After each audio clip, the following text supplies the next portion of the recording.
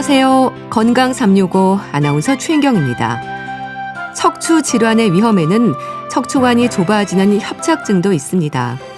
척추관 협착증이 노인성 질환으로 얘기되는 걸 보면 어느 날 갑자기 문제되는 건 아닐 것 같은데요. 척추관 협착증이라는 진단을 받은 분들이 두려움을 느끼는 부분은 수술입니다. 하지만 수술보다 우선되는 여러 치료법들이 있어서 상태에 따른 적절한 치료가 진행되는데요.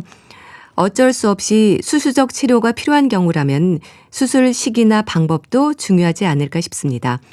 척추관 협착증의 치료 기준과 방법 잠시 후에 알아보고요. 청취자 사연으로 함께하는 우리 집 주치의로 이어가겠습니다. 건강 365 김진표의 사랑해 그리고 생각해 듣고 시작하겠습니다. KBS 라디오 건강 365 함께하고 계십니다. 나이 들수록 척추 건강에 문제되는 경우가 많습니다. 노인성 질환으로 설명되는 척추관 협착증은 허리 통증과 함께 동반되는 다른 증상들도 있어서 삶의 질을 떨어뜨리는데요. 비수술적인 치료가 우선이지만 상태에 따라서는 수술이 필요할 수도 있습니다. 협착의 정도에 따른 결정이지 않을까 싶은데요. 한양대학교 구리병원 신경외과 하병진 교수에게 도움 말씀 듣겠습니다. 교수님 안녕하세요. 네, 안녕하세요. 한양대 구리병원 신경외과 교수 하병진입니다. 네, 반갑습니다. 네, 반갑습니다. 증상에 차이가 있어서 그런지 노년기에 척추 사진을 찍으면 척추관이 좁아져 있는 경우가 대부분이다. 이런 말을 하거든요. 어떨까요? 네, 그렇습니다. 우리가 나이가 들면 누구나 우리 몸에 퇴행성 변화가 찾아오죠. 네, 척추도 마찬가지입니다. 척추관이 이제 좁아지는 그 병은 마치 이제 오래된 건물 복도가 세월이 지나면서 두꺼워지거나 여기저기 짐들이 쌓여서 좁아지는 것과 비슷하다고 이해하시면 됩니다. 네. 하지만 중요한 거는 좁아졌다고 해서 모두 증상이 나타나는 건 아닙니다. 그 좁아진 정도나 신경이 압박받는 위치 이런 거에 따라서 증상이 없을 수도 있고 또는 뭐 가벼운 통증만 있을 수도 있습니다. 네. 근데 노화는 누구나 피할 수 없는 과정이지 않습니까? 그럼 척추 건강의 노화에서는 어떤 변화로 이해하면 될까요? 척추 건강의 노화는 여러 가지 변화로 나타나게 되는데요. 네. 가장 큰 변화는 척추뼈 사이에 있는 디스크, 추간판이라고 부르는 구조물이 수분을 잃고 납작해지는 것입니다. 네. 디스크는 우리 척추 충격을 흡수하는 쿠션 역할을 하는 구조인데요. 네. 마치 이제 오래된 스펀지가 탄력을 잃고 말라버리는 것과 비슷하다고 이해하시면 됩니다. 그리고 이 디스크뿐만이 아니고 척추를 지지하는 인대라는 구조물도 있는데 네. 이 구조물도 이제 퇴행성 변화에 의해서 두꺼워지거나 딱딱해지는 경우도 노화 과정 중에 하나이고요. 네. 또 뼈도 이제 퇴행성 변화 또는 염증 반응이 진행이 되면서 뼈가 정상적인 위치에 있지 않고 자라 나와서 골극이라는 형태로 신경을 누르게 되면은 이 또한 노화 과정이라고 이해를 하시면 되겠습니다. 네. 그러니까 퇴행성 변화 얘기하셨지만 나이 들수록 척추관이 좁아지는 건 어쩌면 당연한 변화로 이해하면 될 것 같은데요. 그럼 정도의 차이는 신경협착도 포함되는 걸까요? 네, 맞습니다. 예, 척추관이 좁아지는 것 자체는 나이가 들면서 어떻게 보면 자연스러운 변화라고도 볼 수가 있습니다. 네. 하지만 중요한 거는 그 정도입니다. 신경을 압박을 하지 않을 정도로만 좁아지면 영상으로는 협착이 좀 있을 수 있지만 실제로는 증상이 없는 경우도 많이 있고요. 예. 하지만 신경이 또 심하게 눌리게 되면은 뭐 통증이라든지 저림, 마비 같은 증상이 나타나서 치료를 받으러 오시는 경우가 많습니다. 네. 그러니까 신경 압박이 좀 심해지면 통증을 느끼게 되는 것 같은데요. 이게 오랜 세월 서서히 진행된다고 봐야 될까요? 노년기에 갑자기 눈에 띄게 좁아지는 건 아닐 텐데요. 네, 맞습니다. 척추관 협착증은 대부분은 적게는 수년, 많게는 수십 년에 걸쳐서 서서히 진행되는 퇴행성 질환입니다. 네. 대부분 젊은 시절부터 잘못된 자세라든지 직업적으로 이 척추에 반복적인 스트레스가 가해진다든지 또는 노화 과정 이런 것들이 축적되어서 나타나게 됩니다. 네. 우리가 이제 수도관 이런 관이 있을 때 내부에 때가 한 번에 끼진 않고 서서히 껴서 이제 결국은 막히게 되듯이 네. 척추관도 노년기에 이게 갑자기 눈에 띄게 좁아지는 것은 아니고 네. 서서히 좁아지면서 어느 순간 증상으로 나타나는 경우가 대부분입니다. 네. 자, 그럼 그 증상은 허리 통증으로 시작이 될까요? 척추관 협착증은 허리 통증이 동반이 될 수는 있지만 네. 허리 통증이 주된 증상이 아닌 경우가 많습니다. 네. 네, 허리 디스크와는 또 달리 척추관 협착증은 주로 다리 증상이 더 두드러지게 나타나는 특징이 있고요. 네. 대부분 환자분들이 호소하시는 증상은 엉치와 허벅지의 통증 또는 다리 저림, 다리가 당긴다 또는 다리 힘이 좀 빠지는 느낌 네. 등등이 주된 증상이 됩니다. 그러니까 다리 증상이 주로 두드러지게 나타난다고 하셨는데 정도가 심할수록 방사통을 비롯해서 여러 곳에 통증이 생기는 거네요.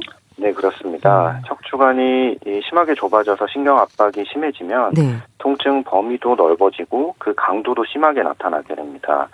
이게 허리 통증뿐만이 아니고 엉덩이, 허벅지, 종아리, 발까지 다리 전체가 저리거나 당기는 방사통이 나타나기도 하고요. 네. 통증 부위가 한 곳에 국한되지 않고 또 여러 곳으로 퍼지는 양상을 보일 수도 있습니다. 그렇게 뭐 엉치와 허벅지, 종아리, 발까지 저리면 보행에도 영향을 주겠네요. 네, 맞습니다. 척추관 협착증의 이제 가장 특징적인 증상 중 하나가 바로 보행 장애입니다. 네. 걷다 보면 다리가 무겁고 터질 것 같아서 주저앉거나 허리를 굽혀서 쪼그려 앉아서 쉬게 되면 증상이 호전되는 그런 특징적인 증상을 의학 용어로는 파행이라고 표현을 합니다. 네. 대부분 환자분들이 표현하는 방식은 버스 한 정거장 거리를 못 걷겠다 또는 100m를 쉬지 않고 못 걷겠다 이런 식으로 표현을 하시고요. 그거 파행이라는 증상 외에도 그냥 다리 방사통 자체가 너무 심해서 쩔뚝거리면서 걷게 네. 되는 경우도 흔합니다. 그러니까 파행이라고 말씀하셨는데 척추관 협착증이 있는 분들이 허리를 굽히고 걷는 경우가 많으시더라고요. 이게 숙일수록 좀 편해지시는 거네요.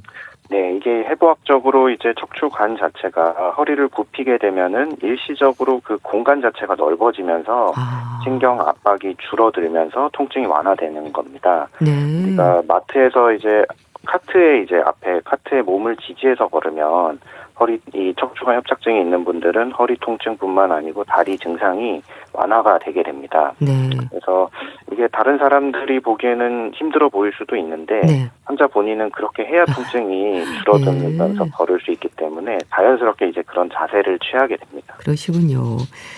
자, 오늘은 특히 척추관 협착증의 치료에 대한 말씀을 주시면 좋겠는데요. 흔히 말하는 보존적인 치료부터 시작되지 않습니까? 보존적인 치료는 뭘 말하는 건가요? 네, 척추관 협착증은 대부분 보존적 치료부터 시작을 하게 되는데요. 네. 보존적 치료는 수술 없이 증상을 완화하고 병의 진행을 늦추는 방법들을 통틀어서 얘기하는 겁니다. 네. 대표적인 거는 이제 약물 치료 또는 물리치료, 신경 주사 치료 그리고 운동요법 등이 있게 됩니다. 네. 이게 이제 비수술적인 치료라고 표현이 되기도 하고요. 네. 수술 전에 시도해 볼 수 있는 치료가 이제 대부분이 이런 보존적 치료라고 표현이 되는 겁니다. 네. 그럼 그런 방법으로 증상이 좀 완화된다면 초기 단계로 보는 건가요? 맞습니다. 보존적 치료에 반응해서 증상이 호전이 되면 네. 질환의 초기 단계이거나 아니면 아직 신경 손상이 이제 심하게 진행되지는 않은 상태라고 볼 수 있습니다. 그래서 이러한 경우는 이런 비수술적인 치료로도 충분히 좋은 결과를 얻을 수 있게 됩니다. 근데 척추관 협착증으로 힘들어하는 분들은 근력이 떨어지면서 힘이 없다는 말을 하시거든요. 그럼 신경이 좀 압박이 되는 거라고 하셨는데 신경이 압박될수록 근육도 얇아지는 건가요? 맞습니다. 이 신경이 근육에 이제 신호를 전달을 해서 근육을 움직이게 하는 역할을 하게 됩니다. 네. 척추관 협착증이란 거는 그 물리적으로 신경이 압박이 되면서 그 신경 신호 전달이 원활하지 못하게 되고 결국 근육으로 가는 신호 자체가 약해지면서 근육에 힘이 떨어지고 근 위축이 동반이 되는 경우도 있습니다. 네. 그래서 다리에 힘이 없거나 저림 증상이 심해지는 것은 신경 압박이 진행되고 있다는 신호일 수 있는 거죠. 그럴 땐 초기 단계는 지난 거라고 봐야 되는 건가요? 걷기가 좀 힘들어지나요? 예, 맞습니다. 이게 근력 약화나 다리 힘 빠짐 증상 이런 거는 초기 단계를 넘어선 경우가 많습니다. 네. 특히 보행에 문제가 생기고 네. 아까 말씀드렸던 그런 파행 증상이 나타나게 된다면 신경 압박이 상당 부분 진행되었다는 걸 의미를 하게 됩니다. 네. 그래서 이 단계에서는 적극적인 치료가 필요하고 이게 비수술적인 치료를 계속 받음에도 불구하고 이런 증상이 악화된다면 네. 결국은 수술적 치료까지도 고려해야 할 수 있습니다. 그러니까 되도록 수술하지 않고 치료하는 방법으로 진행이 되지만 이제 말씀하신 것처럼 어쩔 수 없이 수술이 고려되는 상황도 있을 텐데요. 그럼 당사자들은 증상을 어떻게 표현을 하시나요?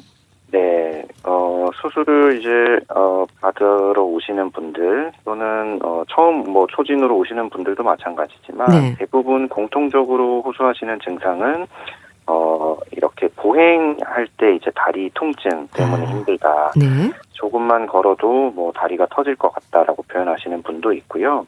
다리가 저리고 아파서 발을 디딜 수가 없고 정말 심할 때는 밤에 잠을 못 잘 정도로 통증이 심하다. 네. 또는 다리에 힘이 이미 빠져서 계단을 오르내리기가 힘들다라고 네. 표현하시는 분도 있고 감각에 이제 이상이 생기는 경우도 있는데 대부분 표현하시는 거는 다리 감각이 이게 무뎌져서 만져도 내 살 같지가 않다. 이렇게 표현하시기도 하고 그것보다 이제 더 심한 증상은 대소변에 문제가 생깁니다. 그래서 네. 소변을 보기가 어렵다거나 요실금 증상 이런 걸 호소하시는 경우는 신경이 그만큼 압박이 심한 거기 때문에 수술을 좀 조기에 고려해야 되는 증상입니다.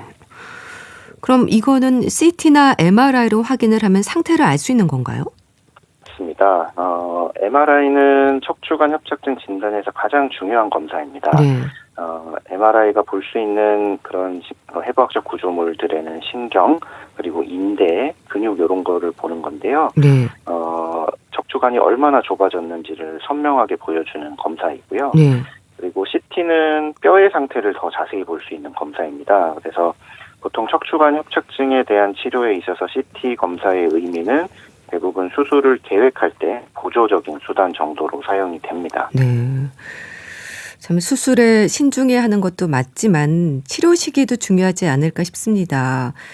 적절한 수술 시기에 대한 질문도 많이 받으실 것 같아요. 환자 네네. 입장에서는 수술 참 고민이 되거든요. 맞습니다. 이게 수술 시기를 결정하는 것 자체가 가장 중요하고 어려운 겁니다. 네. 일반적으로 비수술적 치료를 계속함에도 불구하고 통증이 지속되거나 또는 다리 마비가 점점 심해지거나 또는 보행이 어려워서 일상생활에 지장을 줄 때 또는 대소변 기능에 문제가 생기거나 이럴 때는 수술을 고려하게 됩니다. 네.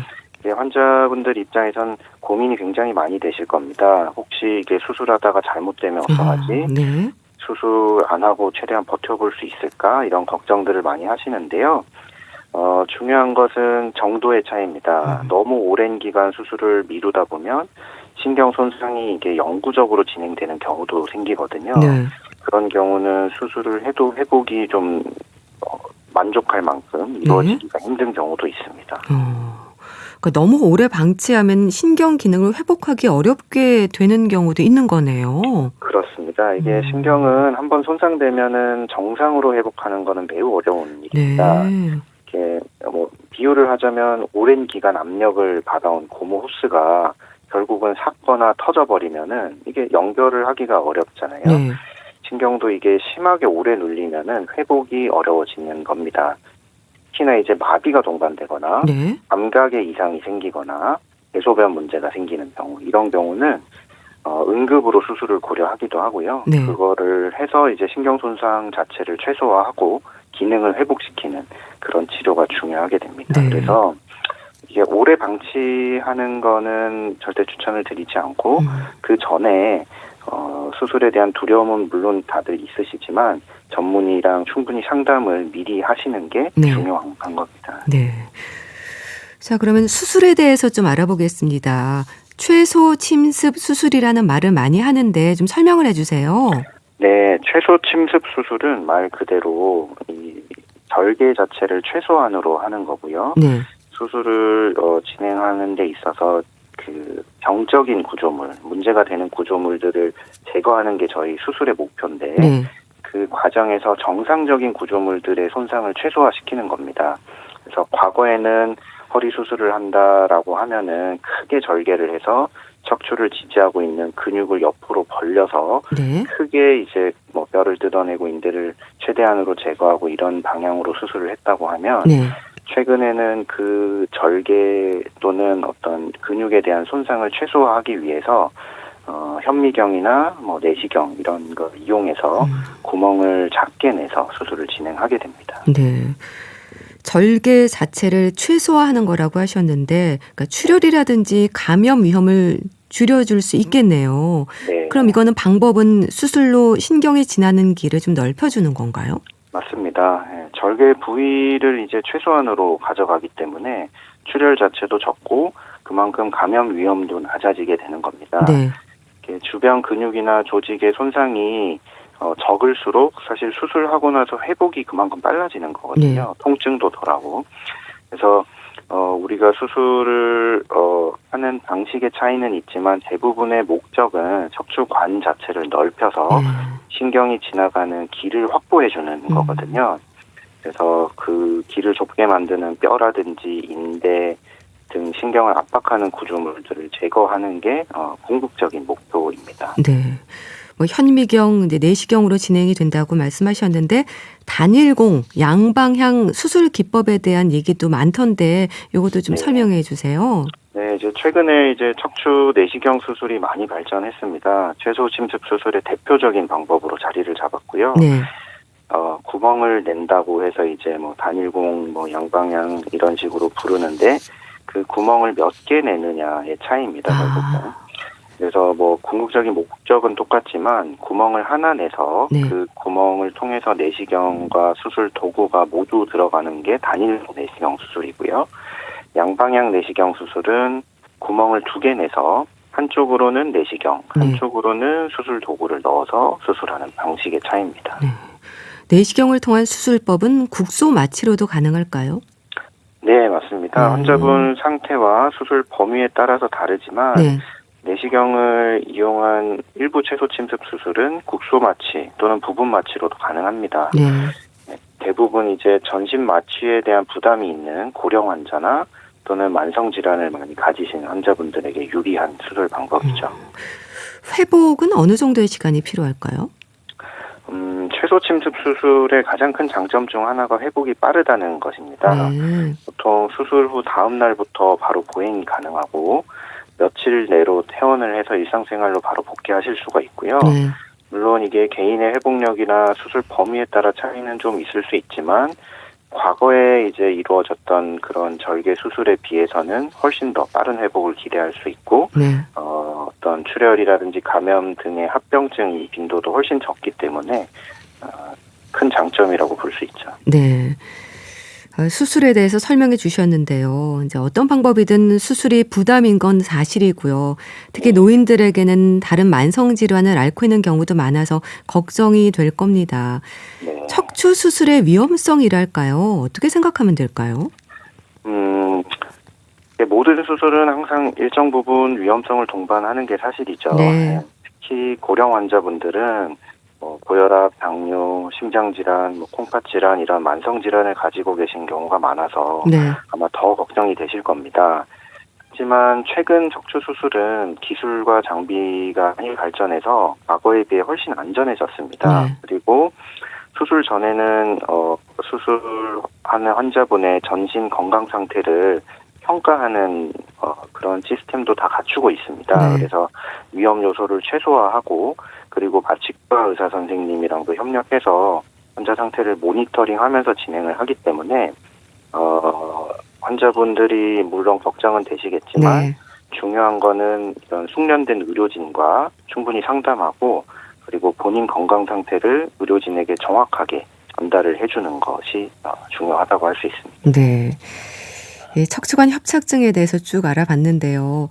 노화가 가장 큰 원인으로 지적이 되는 척추관 협착증이라서 나이 들수록 위험이 있긴 하겠지만 또 진행을 늦추기 위한 생활 습관도 있지 않을까 싶습니다. 어떤 게 있을까요? 네, 생활 습관을 개선을 하면 충분히 진행을 늦추고 증상도 완화시킬 수가 있습니다. 네. 가장 이제 중요한 거는 바른 자세를 유지하는 건데요.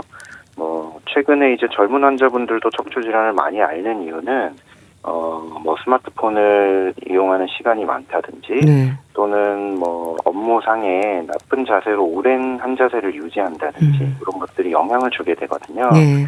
그래서 우리가 건물을 지을 때 기초 공사를 튼튼히 하고 기둥을 바르게 세우는 게 중요하잖아요. 그런 것처럼 척추는 우리 몸의 어떤 기초 공사라고 생각을 하시면 돼서 일상생활 자체에서 허리를 곧게 펴고 올바른 자세를 유지하는 게 가장 중요합니다. 네. 그리고 규칙적인 운동도 중요하게 됩니다. 이렇게 허리 주변에 근육 자체가 척추를 다 지지해주는 구조물이거든요. 네. 그래서 운동을 통해서 척추 주변 근육을 강화하고 그리고 유연성을 높이는 게 장기적으로는 척추 질환을 예방하는 중요한 생활 습관 개선이 됩니다. 네. 그리고 또 한 가지는 체중입니다. 과체중 자체가 척추에 부담을 주기 때문에 체중을 조절을 하셔야 되고 그리고 무거운 물건을 갑자기 순간적으로 든다든지 이런 것들이 척추 손상을 유발을 하기 때문에 그런 생활 습관을 개선하는 게 가장 중요합니다. 네. 이 척추관 협착증을 예방하기 위해서 바른 자세를 유지하고 또 규칙적인 운동, 체중 조절을 하는 게 중요하다는 거 기억하셔야겠습니다. 네. 잘 들었습니다. 오늘은 척추관 협착증에 대해서 자세히 알아봤는데요. 한양대학교 구리병원 신경외과 하병진 교수와 함께했습니다. 감사합니다. 감사합니다.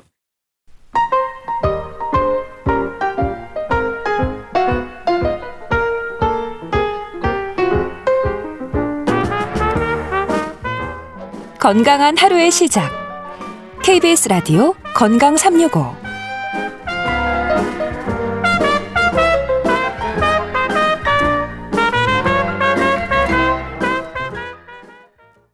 KBS 라디오 건강 365 함께하고 계십니다. 청취자 사연으로 알아보는 우리 집 주치 순천향대 서울병원 가정의학과 조현 교수에게 도움 말씀 듣겠습니다. 교수님 안녕하세요. 네, 안녕하세요. 네, 오늘은 60대 후반의 여성이 주신 사연부터 보면 좋겠는데요. 남편 건강에 대한 고민을 주셨습니다. 들어보시죠. 남편이 당뇨, 혈압, 또 성인병에 관련된 거를 이렇게 갖고 계세요. 그래서 내가 가서 좀 걷는 걸 많이 하면 맨발 걷기 하면 너무 좋다 하던데 걷는 걸 좀 한번 같이 해보자고. 그러는데 남편은 수영은 정말 잘하거든요. 수영을 진짜 한 40년 이상을 하루도 안 빠지고 수영장을 그렇게 다니는 분이에요. 근데 걷는 걸 또 별로 안 좋아해요. 제가 그렇게 얘기했더니 또 어떤 선생님이 당뇨 환자가 이렇게 걸어서 발이 잘못 다치게 되면 더 위험하다 이렇게 얘기를 했대요. 당뇨가 생긴 지는 10년에서 한 12, 13년 정도 이렇게 된 것 같아요. 근데 이제 당뇨가 있음에도 불구하고 본인이 그 관리를 좀 신경을 써야 되는데 의사 선생님이 어떻게 이렇게 처방을 내려도 환자가 잘 안 지키면 병이 더 악화되잖아요. 그래서 그걸 안 하더니 한번 혈당이 다 떨어져서 그런 건지 뭔지 모르지만 길에서 자기가 난간을 붙들고 쓰러졌던 거예요. 이게 작년이었어요. 그래서 큰 병원에 이제 잠깐 응급실에 들어갔다가 그렇게 해서 퇴원을 했어요. 그 뒤로는 이제 겁이 나나 봐요. 그래서 처방을 지금 받은 대로 지금은 굉장히 조심해서 하려고 애쓰고 있는 것 같아요. 그러니까 제가 도와준다라는 건 이제 식단 조절이나 이런 거를 좀 해야 되는데 주로 이제 야채, 이제 고기를 한번 소고기를 우리도 일주일에 2번은 먹어야 된다고 이제 생각을 하고 가끔 먹기도 하고 이렇게만 해요. 네. 남편은 70대이신데요. 어떠세요? 잘하고 계신 건가요? 처방대로 조심을 하고 계신다는데요. 아무래도 한번 쓰러진 경험이 있으시다 보니까 네. 이제 조심도 하시고 신경을 좀 많이 쓰고 계시는 것 같습니다. 근데 사실 이 당뇨 관리에서 제일 중요한 거는 약도 잘 챙기셔야 되고요. 그다음에 생활 습관을 이제 지키는 것도 굉장히 둘 다 모두 중요하시거든요. 그래서 이제 식단도 조절하시고 운동도 지속적으로 이제 계속 해주시고 그다음에 또 혈당을 또 생각을 하시는 게 이미 좀 관리를 잘 하고 계신다고 보시면 될 것 같습니다. 네. 생활 습관이 중요하다고 하셨는데 이분은 채소 위주로 드시고 고기도 드신다는데요. 식생활에 대해서는 어떨까요? 일단 노인들은 당뇨병이 있든 없든 육식을 좀 멀리하는 분들도 있잖아요. 예, 일단 뭐 채소 중심으로 드시려고 하시는 분들이 많은데 네. 사실 일주일에 한 2-3번 정도는 이 고기를 좀 챙겨 드시면 더 균형 잡힌 식생활이라고 볼 수가 있습니다. 그리고 특히나 이제 70대가 넘어가시게 되면은 근육이 빠지기 쉬운데 네. 그래서 당뇨가 있다라고 하더라도 이 적당한 단백질 섭취는 꼭 필요하고요. 이제 오히려 고기를 무조건 피하시게 되면은 오히려 체력이 더 떨어질 수가 있습니다. 그래서 네. 기름기 많은 부위는 조금 조심하시고 삶거나 이제 구운 형태로 드신다라고 하면은 네. 혈당 조절에도 전혀 무리가 없습니다. 그러니까 적당한 단백질 섭취가 중요하다고 하셨는데 그럼 당뇨병으로 관리 중인 분들이 신경 써야 하는 식단에 대해서도 좀 더 조언을 해주시면 좋겠습니다. 그러니까 언제나 뭘 먹어야 할지를 고민하는 분들이 많으시거든요. 일단 규칙적인 시간에 이제 적당한 양으로 골고루 드시는 게 제일 중요하시고요. 네. 그래서 이제 한 끼에 탄수화물을 너무 많이 드시지 않게 좀 신경을 쓰셔야 되고, 그래서 이제 밥량은 한 공기보다 조금 줄이시고 네. 대신에 이제 채소하고 단백질을 좀 충분히 곁들이는 식사가 좋습니다. 그리고 식사하고 나셔가지고 과일 드시는 거는 조금 조심하셔야 될 게 한 번에 너무 많이 드시게 되면은 혈당이 또 확 올라갈 수가 있으니까 네. 한두 조각만 이제 천천히 드시는 게 가장 좋습니다. 그래서 무엇을 먹느냐도 중요하지만 네. 또 언제 어떻게 먹느냐가 더 중요하기 때문에 이런 것까지 조금 신경을 쓰시면 좋을 것 같습니다. 네. 운동은 어떨까요? 이분은 수영을 아주 잘하고 즐기는 운동이라고 하시는데요. 도움이 될까요? 네, 수영은 당뇨병 환자에게 굉장히 좋은 운동입니다. 네. 왜냐하면 이제 근육을 또 많이 쓰면서도 관절에는 좀 무리가 적기 때문에 뭐 70세 이상 어르신들에게도 안전한 운동이 될 수가 있고요. 네. 그다음에 혈당 조절이라든지 심폐기능 강화, 그다음에 스트레스 해소까지 굉장히 긍정적인 효과들을 기대해 볼 수가 있습니다. 근데 네. 다만 운동 전후로 혈당 체크는 꼭 해주셔야 되고요. 네. 저혈당이 또 올 수가 있기 때문에 간단한 간식을 또 같이 준비해 주신 것도 좋습니다. 운동 전후로 혈당 체크를 해보는 거 아주 중요한 거군요. 아내분은 맨발 걷기를 권했다고 하는데 혹시라도 발에 상처가 날까 봐 남편분은 걱정을 하시는 것 같습니다. 일단은 이것도 조심하긴 해야겠죠? 네, 조심하셔야 됩니다. 네. 당뇨가 오래되게 되면은 발의 감각이 둔해지기 때문에 작은 상처라든지 이제 궤양, 감염으로 또 이제 번질 수가 있고요. 네. 특히나 이제 바닥에 돌이라든지 유리 조각 같은 게 있으면 본인도 모르게 또 다치시는 경우가 많거든요. 네. 그래서 이런 상처라든지 아니면 물집이라든지 이런 것들이 날 수가 있기 때문에 그 맨발 걷기는 조금 피하시는 게 좋으시고, 네. 그다음에 운동화를 꼭 신고 운동을 하셔야 되고요. 운동하고 난 다음에는 발에 혹시 문제가 생기지 않았는지 이런 것들을 꼭 확인을 해보셔야 됩니다. 네. 남편분이 당뇨병을 앓은 지 10년이 넘었다고 하는데요. 합병증의 위험에 대해서도 잘 살펴야 하지 않을까 싶습니다. 당뇨병이 오래되신 분들에게 합병증이 오지 않도록 조심해야 하는 부분들 뭐가 있을까요? 일단 당뇨병이 한 10년 정도 넘게 되면은 네. 눈이라든지 콩팥, 그다음에 신경, 혈관합병증을 꼭 조심을 하셔야 되거든요. 근데 이런 것들은 이제 갑자기 나타나는 게 아니고 네. 서서히 진행되는 경우가 많습니다. 그래서 무엇보다도 이 정기적으로 확인하시는 게 굉장히 중요하십니다. 그래서 눈이라든지 콩팥 기능, 그다음에 이제 발가락의 감각 같은 경우에는 1년에 한 번씩은 꼭 체크를 하셔야 되고요. 그다음에 혈당뿐만 아니라 혈압이라든지 콜레스테롤 이런 수치들도 네. 같이 꼭 확인을 해보시는 게 좋습니다. 네. 정기적인 검사가 중요하고요. 남편분이 언젠가 쓰러진 적도 있다고 하세요.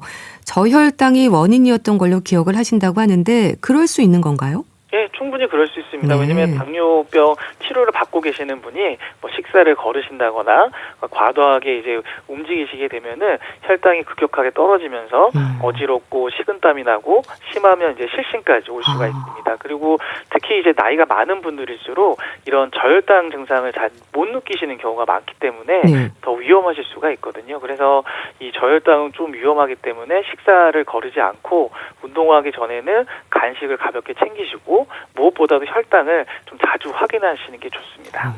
이 당뇨병인 분들에게 저혈당은 어떤 의미인가요?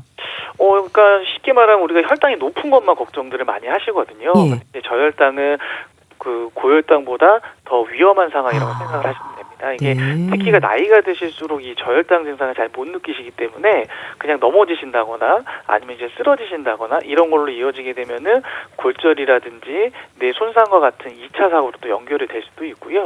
그다음에 이제 한번 저혈당을 겪고 나게 되면은 환자분들이 이제 약을 줄인다거나 아니면 식사하는 걸 또 과하게 줄여버려가지고 오히려 더 조절이 어려워질 수가 있거든요. 그래서 이 저혈당은 단순하게 혈당 수치 문제가 아니라 이 당뇨병 관리에서 신경을 써야 될 부분이라고 의식을 하시는 게 좋습니다. 그래서인지 사탕을 챙겨 다니는 분들도 있던데요. 이게 순간적으로 혈당을 좀 올려주는 역할을 하는 건가요? 네, 이게 뭐 사탕처럼 흡수가 빨리 되는 이제 당분 같은 경우는 혈당을 좀 빨리 올려줄 수가 있거든요. 그래서 이제 외출하실 때 뭐 사탕이라든지 포도당 캔디 아니면 음료수를 좀 챙기시는 게 좋으시고요.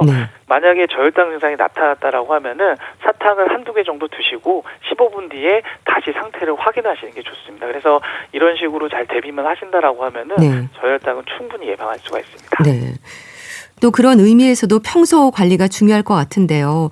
혈당 관리에 대해서도 조언을 좀 주시면 좋겠어요.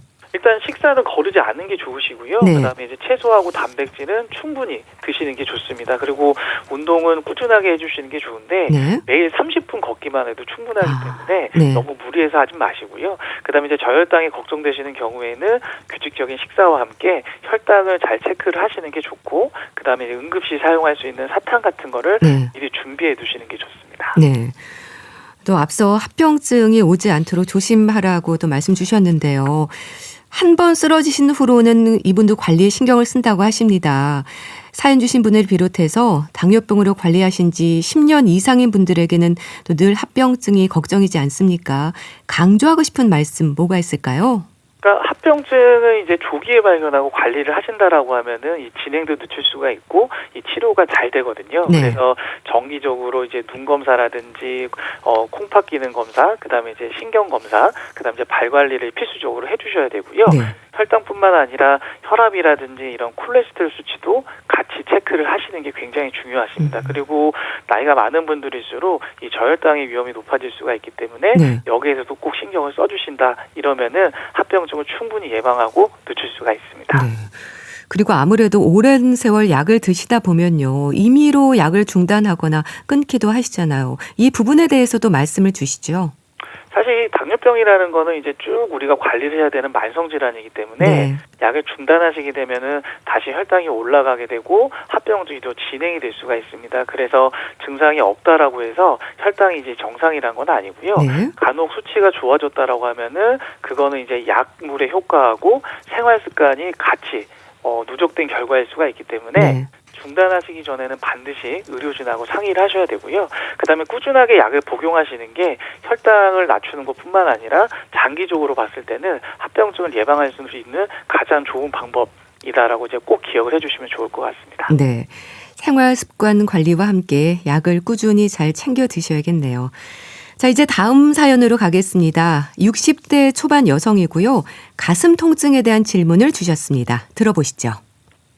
제가 나이가 있다 보니까 혈압도 있고 콜레스테롤 고지혈이 다 있어요. 그러다 보니까 이제 건강 염려증에 걸려서 있는 것 같은 느낌인데 요새는 특히 이제 제가 가슴에 통증이 와서 아침 새벽에 이제 깨요. 그러면 이제 그 시간은 이제 좀 가슴도 달래보고 한 4시에서 5시 사이 그 정도 오면 여기 가슴이 이제 뻐근하고 이게 쪼인다고 해야 되나 뻐근하다고 해야 되나 요새처럼 좀 심해진 거는 한 2달 정도 이렇게 된 것 같아요. 필요하죠. 많이 피로감을 느끼는데 뭐 어쩔 수 없는 거니까 나이도 있고 그냥 뭐 제가 이거를 또 견뎌야 되는 부분이 있지 않을까라는 생각 때문에 그냥 요 시간을 보내고 있어요. 원인이 뭔지 저는 궁금하죠.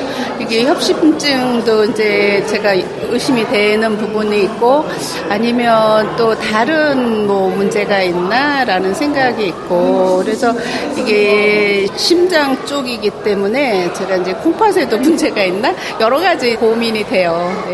네. 혈압약, 고지혈증 약을 복용 중이라고 하시는데요. 가슴 통증으로 자다가 깨는 일이 잦다고 하십니다. 일단 가슴 통증의 원인이 워낙 다양하지 않습니까? 예, 굉장히 다양합니다. 네. 뭐 대표적으로는 심장 질환이라든지 식도 질환이 있을 수가 있고요. 그 외에도 뭐 근골격계 문제라든지 폐질환, 네. 그다음에 심리적 요인들도 생길 수가 있습니다. 그래서 대표적으로 뭐 협심증이라든지 심근경색과 같은 심장 질환이 가장 중요할 것 같고요. 네. 그다음에 역류성 식도염은 또 굉장히 좀 흔한 원인이 될 수가 있고, 네. 그다음에 이제 심한 불안이라든지 공황 장애가 있는 경우에도 이런 증상이 또 들 수가 있거든요.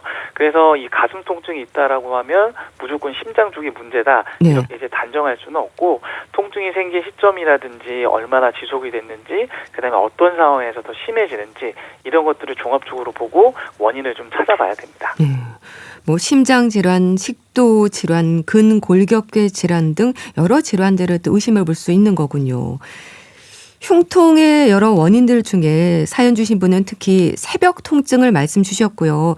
가슴이 조이고 뻐근한 느낌이라고 하십니다. 스스로 협심증도 의심하는 것 같은데 가능성도 있을까요?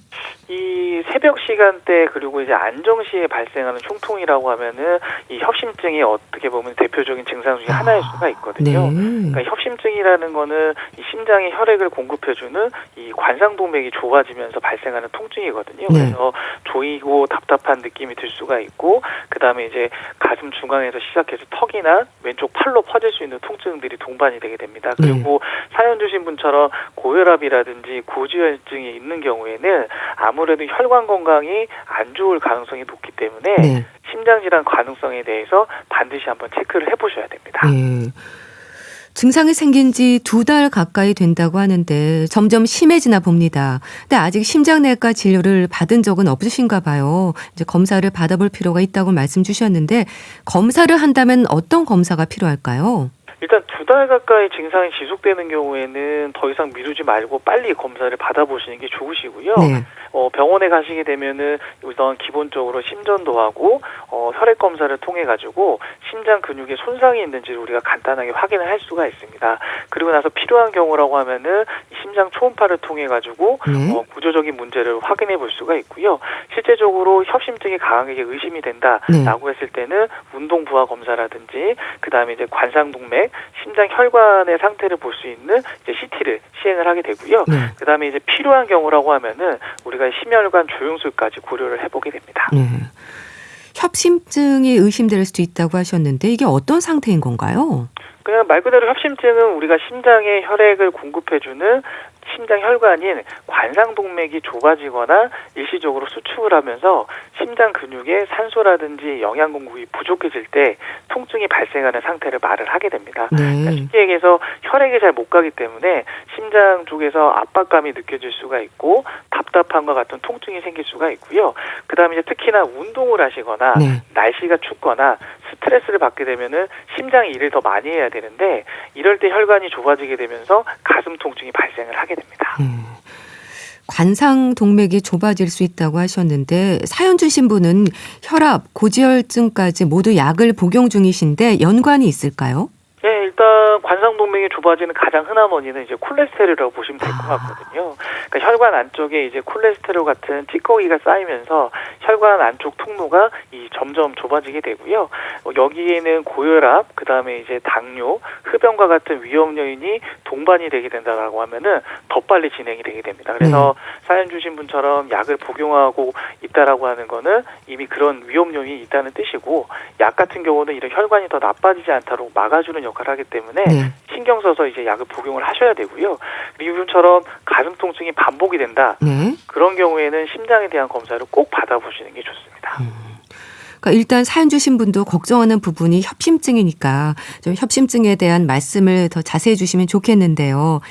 가슴이 조이고 뻐근한 느낌이 어떤 증상인지 협심증만의 특징적인 부분이 있을까요?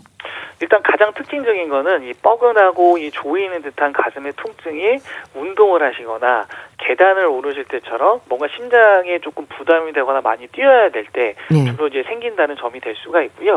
이렇게 통증이 생겼을 때 몇 분 쉬시게 되면은 통증이 좀 사라지게 되고 다시 활동하시거나 운동을 하시는 경우에는 반복적으로 나타나는 이런 양상이 협심증의 전형적인 모습이라고 보시면 될 것 같습니다. 그리고 특히 새벽이라든지 이른 아침에 다음에 이런 통증이라든지 조이는 느낌이 반복이 된다면 협심증 가능성이 높기 때문에 네. 한번 체크를 해보셔야 됩니다. 네.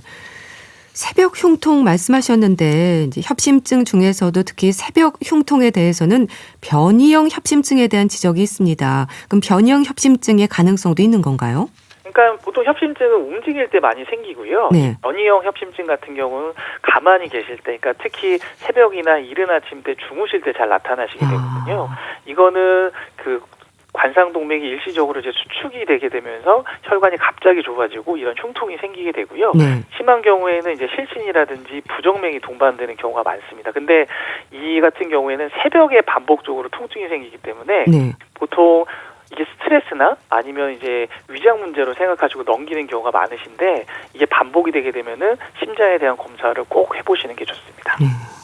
그러니까 말하자면 변이형은 움직임과 상관없이 가만히 있을 때나 밤 시간, 새벽에 증상이 나타나는 경우가 많은 거네요. 네, 맞습니다. 그 협심증이나 심근경색에 대해 불안해하는 이유 중에 하나가 돌연사의 위험 때문이지 않습니까? 그럼 변이형 협심증도 그럴 수 있는 건가요? 예, 변이형 협심증도 심한 경우에는 갑작스러운 이제 심장 부정맥이 생기면서 이 돌연사까지 생길 수가 있거든요. 네. 그리고 특히 이제 새벽에 반복되는 이런 흉통이 있다라고 하면은 꼭 심장내과 진료하고 정밀 검사를 받아보셔야 됩니다. 네. 만약에 협심증 특히나 이제 변이형 협심증으로 진단만 된다라고 하면은 네. 이건 또 치료가 또 잘 되는 질환이기 때문에 네. 무엇보다 중요한 거는 증상을 있을 때 빨리 가서 진료를 받아보시는 게 가장 중요합니다. 심장내과 진료를 받아보시고 검사로 확인하시는 게 좋겠네요. 그러니까 치료가 잘 된다고 말씀하셨는데 변형 협심증으로 진단이 되면 약물로 관리가 가능한 거죠? 네, 약으로 충분히 관리할 수 있는 병이고요. 네. 이 보통 혈관이 갑자기 이제 수축하는 걸 막아주는 약을 쓰게 되는데 이런 약을 좀 드시게 되면은 새벽에 발생하는 흉통도 점점 줄어들게 되고 네. 위험한 상황도 충분히 예방할 수가 있습니다. 네. 또 고혈압이나 고지혈증과 같은 위험 인자들에 대한 관리에도 신경을 써야 되지 않을까요? 네, 맞습니다. 꼭 같이 관리를 하셔야 되고요. 네. 이런 고혈압이나 고지혈증 같은 경우에는 혈관을 점점 딱딱하게 만들고 좁아지게 만들기 때문에 결국에는 이제 가슴 통증이라든지 심장 질환으로 이어질 수가 있습니다. 그래서 이런 혈압, 고지혈증, 그다음에 이제 당뇨뿐만 아니라 같이 잘 조절하시는 게 굉장히 중요하시고요. 네. 그다음에 이제 담배를 피우시게 되면은 혈관이 더 수축할 수가 있기 때문에 반드시 금연하시는 것도 필요합니다. 네. 앞서 식생활을 비롯해서 운동 습관 강조를 하셨습니다. 조심할 부분 다시 한번 더 짚어주시죠. 일단 식사 같은 경우에는 염분이라든지 포화지방을 좀 줄이시고 그다음 혈관 건강에 도움이 되는 뭐 채소라든지 생선 이런 것들을 좀 충분히 드시는 게 좋으실 것 같고요. 네. 운동 같은 경우에는 매일 너무 무리되지 않게 한 30분 이상 걷기 이 정도 유산소 운동이 가장 좋습니다. 왜냐하면 협심증 증상이 있거나 진단을 받으신 경우에는 무리하게 운동을 하시는 경우에는 오히려 더 위험할 수가 있기 때문에 너무 무리하게 운동하지 마시고 적당한 정도로 규칙적으로 해주시는 게 가장 중요할 것 같습니다. 네, 알겠습니다. 우리 집 수치, 건강에 대한 궁금증 풀어봤는데요. 순천향대 서울병원 가정의학과 조현 교수와 함께했습니다. 감사합니다. 네, 감사합니다. 유리상자의 아름다운 세상 보내드리면서 인사드릴게요. 건강365 아나운서 최인경이었습니다. 고맙습니다.